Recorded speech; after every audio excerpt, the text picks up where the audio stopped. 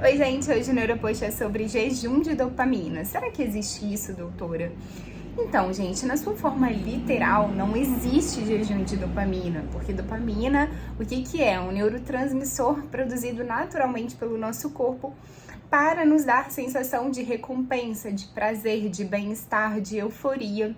E isso é produzido como? Na atividade física, em algumas alimentações, na própria motivação de estar com outras pessoas, no próprio sexo, né? Nas relações. Então, falando no sentido literal, não tem como fazer jejum de dopamina. Porém, esse cunho, né, essa teoria, esse termo foi cunhado pela doutora Anna Lemke, desse livro Nação Dopamina, no sentido de falar sobre a diminuição de comportamentos que geram hiperdopamina, que geram muita liberação de dopamina, que na verdade é o processo aí de tratamento para quem já se tornou dependente a esse tipo de comportamento, como por exemplo o uso de álcool, o uso de drogas, o próprio sexo, trabalho, né, workaholics e outros comportamentos como o comportamento dependente alimentar.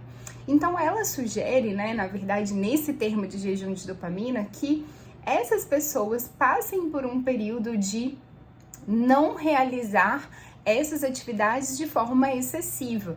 Porque, por exemplo, pensando em alimentação, essa pessoa não vai conseguir ficar sem comer, ou seja, ela vai continuar liberando dopamina, porém, trabalhar a questão da compulsão, a questão de alimentos hipercalóricos que liberam muita dopamina.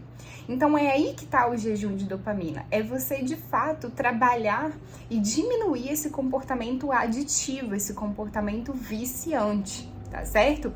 E é claro, gente, isso tá dentro de um processo de tratamento psicológico. A doutora Ana é uma psiquiatra e ela comenta o uso das medicações para esse processo, o uso da terapia para esse processo.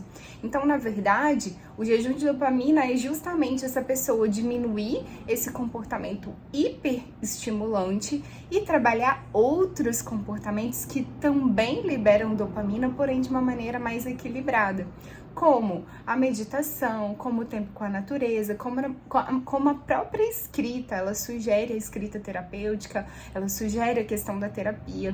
Então, é nesse sentido, tá certo, gente, que esse termo foi falado e foi liberado aí nas redes, mas não no sentido literal, tá certo? Tendo mais dúvidas sobre isso, coloca aí pra mim. Beijo!